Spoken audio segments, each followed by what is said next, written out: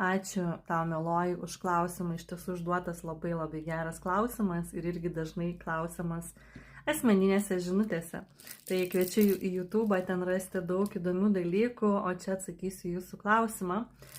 Tai kągi geriau rinktis? Ar akmenį, ar ne, namuose, ar darbo vietoje laikyti, ar apyrankę, ar žiedelį, ar vėrinuką ant kaklo, ar ne?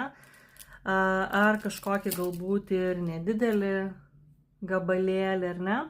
Tai iš tiesų nėra vieno atsakymo, tai yra jūsų pasirinkimas pagal jūsų gyvenimo situaciją, kas vyksta, ar ne?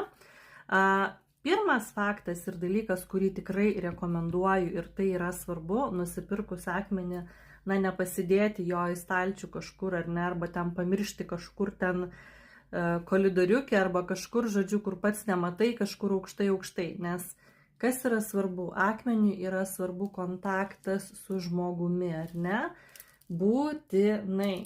Kiekvienas akmuo nuskanuoja jūs, ko jums labiausiai reikia, kam jūs esate pasiruošusi, kam jūs nesate pasiruošusi, ko jums dabar labiausiai reikia. Vieną išmąsto mūsų protukas, bet mūsų siela žino geriau, ko mums dabar reikia, ar ne?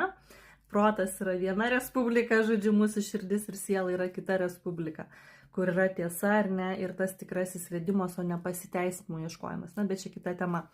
Tai kuo dažniau imti į rankas. Dėl ko aš renkuosi pati apyrankės? Dėl to, kad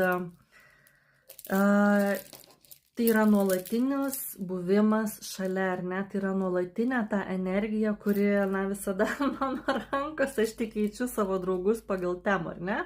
Kur esu pastrigusi, ko man galbūt reikia labiau šią savaitę, galbūt kažkas ten mane sigauna to ir toj srityje, ar pasitikėjimo, ar susikaupimo, koncentracijos, ar sveikatos galų gale, ar ne, reikia labiau.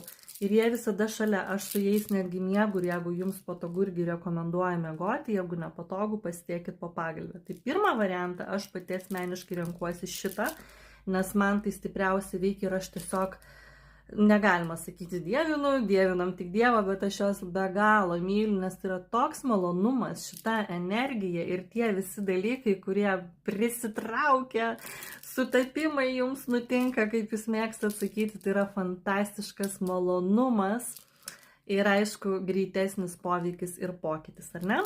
Yra moterų, kurioms negalima nešioti apyrankės, jos tada renkasi, tarkim, nežinau, delninukus, ar mažus gabalėlius, gabaliukus, ar ne, kuriuos nešiojasi prie kūno, nešiojasi kelnėse, rankinėse, kad turėtų su savimi darbe. Arba renkasi vėrinukus, kai kurie yra labai labai tikrai plonyčiai.